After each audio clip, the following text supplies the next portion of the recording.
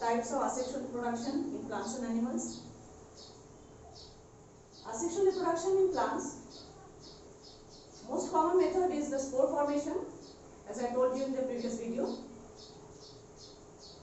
It is mostly seen in fungi or fungus. Fungi are non-green plants. We show some characteristics of plants, but these are microscopic, and the vegetative body is called hypha. The vegetative body is called hypha or hyphae. Hyphae is the mass of thread-like structures known as mycelia. The threads are called mycelia. I think you remember, you have read already in class 9. So, mycelium entangle with each other and form the hypha, and from hypha, from the mature hypha, structure like sporangiophore and sporangium grow. These are reproductive structures.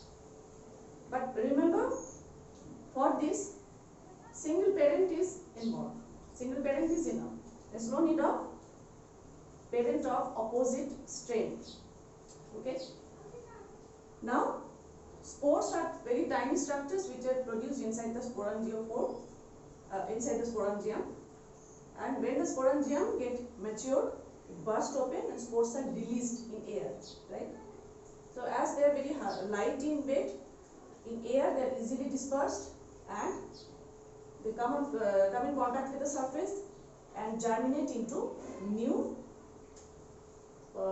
thread, that is new mycelium. Here you can see, if suppose this is the spore, it germinates into new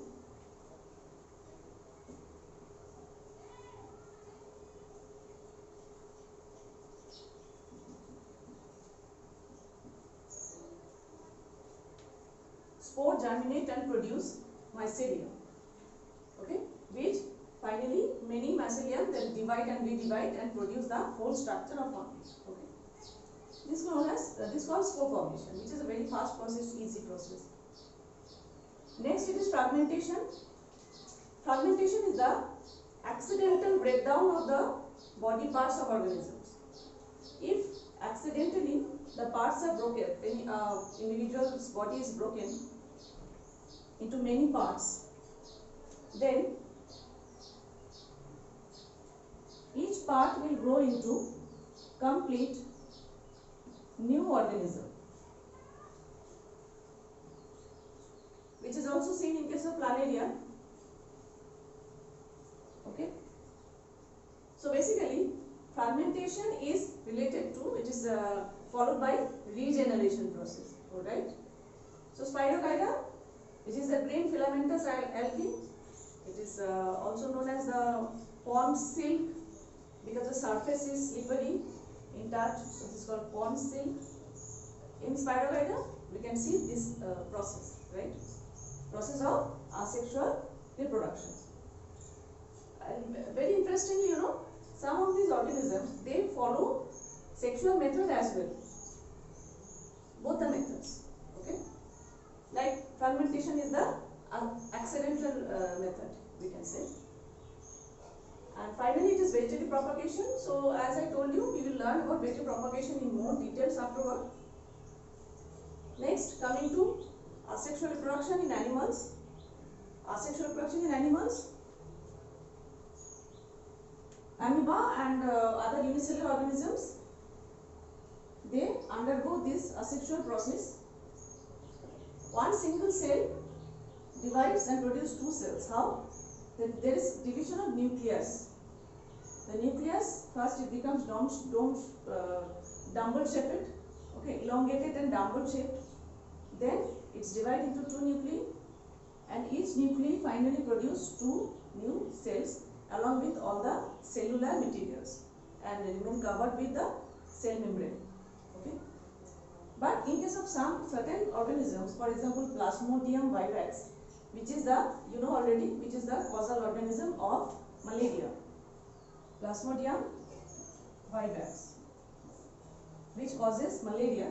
So in case of Plasmodium, there is a formation of cyst. cyst, that is the protective covering around the cell. Okay, this is a formation of cyst basically.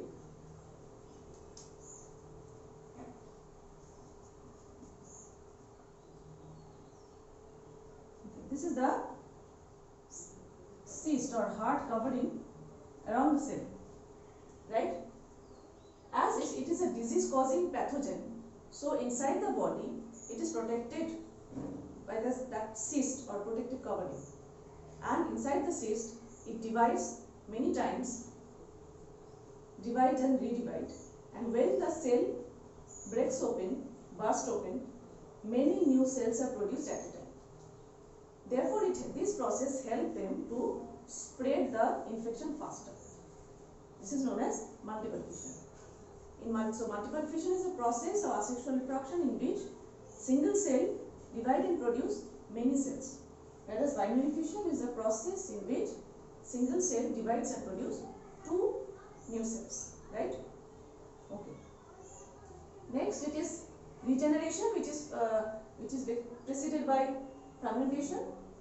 Example, planaria. Here you can see how, due to, if there is accidental breakdown of the body, how each fragment may give rise to complete new organism. Finally, budding.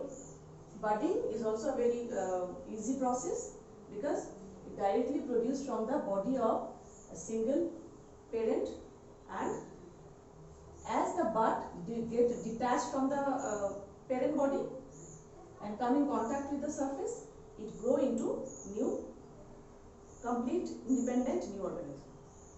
So these are the different types of asexual reproduction in general.